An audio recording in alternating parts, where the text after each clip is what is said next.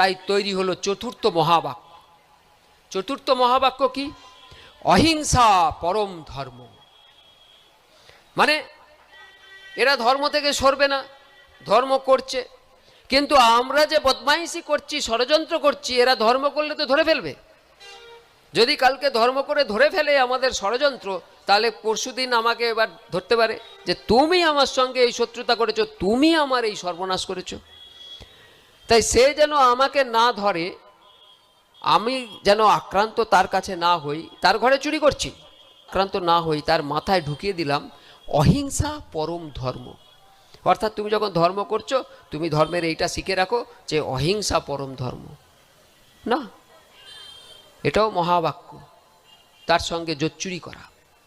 অহিংসা পরম ধর্ম নয়, অহিংসা পরম ধর্ম, ধর্মে হিংসা তথৈবচ।